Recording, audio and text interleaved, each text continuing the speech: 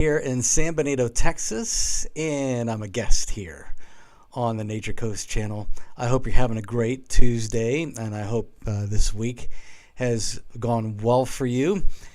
We are beginning Lent this week. Don't know if you all will be observing Ash Wednesday tomorrow, but we will here at Table Church. I thought I'd spend a little bit of time talking about Ash Wednesday, why we do it. One question, though, I have before we even start: what's the one thing you never forget? What's the one thing you can never forget? Okay, so we forget passwords. We forget lunch. We can even forget what day it is. That happens to me quite a bit. We can forget what hour of the day it is for the most part. We can forget a lot of things.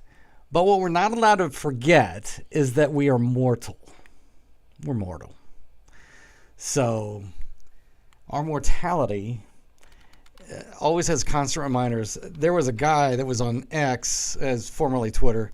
He was on Twitter for years. It stopped a couple of years ago, but he did it for like 7 straight years. Every night at about 11:10, he would post, "You will die someday." And it was fascinating to read all the responses that are needed every night. There would be hundreds of responses from different people. You will die someday, reminding people of their mortality. We can't forget our mortality. In fact, the scriptures don't allow us to forget our mortality. Tomorrow is Ash Wednesday, and that's when we are reminded in a very visible way about our mortality. Ash Wednesday does begin the Lenten season. But Ash Wednesday begins Lenten season with the hard dose of reality that we're all mortal, we will all die. It's a pause. It hits the pause button so that no matter where we are at in our lives, no matter what kind of success we've been having over the last few days and weeks, the pause button is there to remind us that this idea that we're all doing great isn't all it's cracked up to be. Yes, life has its great moments, no doubt about it. In fact, it has great seasons, no doubt about it. We enjoy that. But it's good for us to pause for one day and remember that we are dust, and to the dust we will return. We say this at our graveside services. Anytime a loved one passes, as they are committed to the earth, we remind them and ourselves that we're all dust. And again, it's not a threat, it's simply a reality. So Ash Wednesday is God's mercy to us. Part of Ash Wednesday is also confessing our sin as people who are mortal. And what God does for us in Ash Wednesday is he reminds us, first of all, that this isn't all there is. There's more to life than what we can see right here, especially those who are going through difficult moments right now. We all have to be reminded that it's not always going to be this way. But the other thing, too, is God's not going to let us just live in a fantasy that everything's just great and everything's just going to continue going on and that we could even outrun death. I find it fascinating. We've got great technology these days and some great medicines, but sitting the kind of the running underneath some of the fantastic new medicines that we've had even the last 5 to 10 years is we're trying to outrun death. We're trying to age backwards, I think is the way we talk about it. Well, no, we can't do that. Ash Wednesday is a reminder. And the scripture is going to tell us that tomorrow. But once we understand our mortality, once we understand the sin that has caused our mortality, once we've confessed, we're now free. We're free to stop performing. We're free to no longer have a scorecard. We are free to serve our neighbor. We're free. We are free to be wrong.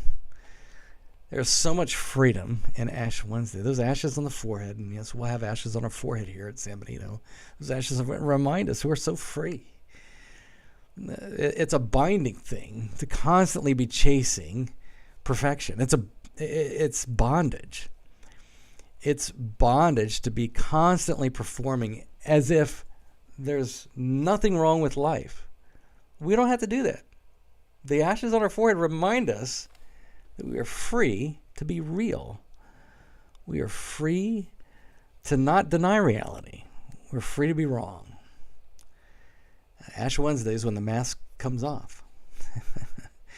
We don't hide it. We don't polish those foreheads. We don't spin it. We just simply say, you know what? I'm not in control. I'm a sinner. I'm headed to dust once again, but Jesus has me. And that's the important thing for tomorrow. Jesus has us. Jesus became ash for Ash Wednesday. For those of us who are returning to ash, Jesus became ash for us. He took on every implication of Ash Wednesday, and he gives us life.